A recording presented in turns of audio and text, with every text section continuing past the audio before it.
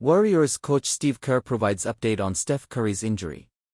Steve Kerr talks Steph Curry, Gay Sanders after Friday's practice. Golden State Warriors' Stephen Curry, Tirish, covers his face with his jersey while playing the Atlanta Hawks in the fourth quarter of their NBA game at Chase Center in San Francisco, Calif, on Sunday, Jan 11, 2024. The Atlanta Hawks defeat the Golden State Warriors -11. Jos Carlos Fajardo, Bay Area News Group, San Francisco. Steph Curry may have been away from the post-game podium after Thursday night's victory over the Knicks, but the team does not expect their franchise player to miss any time. Steph, he's good, Warriors coach Steve Kerr said after Friday's practice. He's fine for Saturday's game against the Hornets.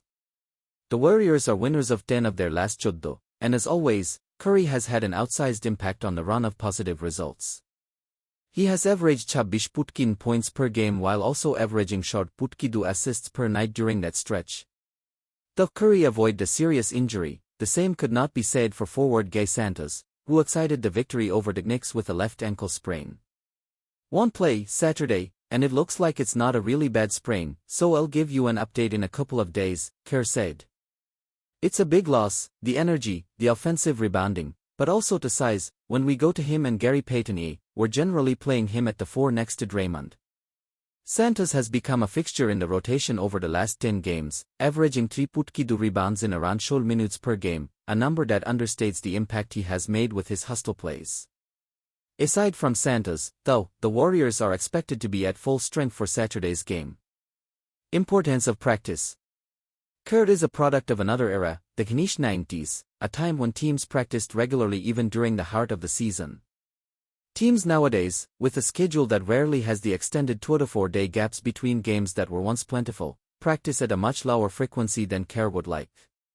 So during the team's current 8-game homestand, chock full of one-day breaks between tip-offs, the Warriors coach has made sure to take advantage by having practice as often as he is allowed. There is good reason for this. We're sharper for what we did for just over 20 minutes, Kerr said. It may not seem like much, but it matters. Just to clean up little details, they go into the game tomorrow a little sharper with our execution. When the team travels, finding time to get those practices in is much more difficult, so Kerr has been happy to get a few practices in when the schedule allows. Related articles. Warriors instant analysis, Jimmy Butler outmuscles Knicks in chippy victory. Warriors stars, Coach Kerr respond to Jonathan Kuminga trade request. Jonathan Kuminga demands trade away from Warriors, reports. Warriors' time on Kuminga decision is up. Their options are less than appealing. Del Curry, Steph and Seth's dad, to receive major honor from Hornets. Horford finding his rhythm. The long homestand has done more than just given the coaching staff more opportunities to put together practices. It has also helped Al Horford finally find something of a rhythm after spending the first third of the season dealing with injuries and restrictions with back-to-backs. I'm just not really overthinking plays, and I'm just going out there and playing and executing the things I need to do, Horford said. You get into a routine and you can stay consistent, and avoiding those back-to-backs are always helpful, since I can't play them. Horford has played the past 6 games, with the Warriors' last back-to-back being Jan 2 and Jan 3. Where he played the first game and sat the second. He has made ostoftage triples during that stretch. The practice game was quiet in the way only a long season can make it quiet, sneakers resting, balls still, the echoes of yesterday's cheers packed away like folded banners. Steve Kerr stood at the podium with the familiar half-smile that often precedes honesty. He didn't rush. He never does. When the questions came, about rotations, about rhythm, about hope, they all bent toward the same gravity well, Steph Curry. Steph's doing okay, Kerr said, and the word okay carried more weight than usual. Not perfect. Not finished. But okay. In Golden State, Curry is more than a player, he's a pulse.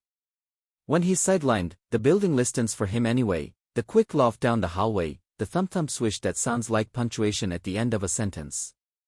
Kerr knows this better than anyone. He coached teams before Steph, and he will coach teams after him, but the years with Curry have rewritten what offense looks like, what joy looks like, what belief looks like. The thing about Steph, Kerr continued, is he's wired to compete. The challenge is slowing him down enough to let his body catch up to his mind. The injury itself, Kerr avoided dramatics, was being managed with care. There were days that felt promising, days that felt cautious, and a plan that prioritized the long view. Kerr spoke in the language of patience, evaluated day to day, responding well, no setbacks. These phrases have become part of the modern basketball lexicon, but in Kerr's mouth they sounded like vows. "We're not going to rush this," he said. "We've learned over the years that the season isn't won in January or February. It's about being right when it matters." Behind the coach's measured tone was a deeper truth. Curry's absence tests the Warriors,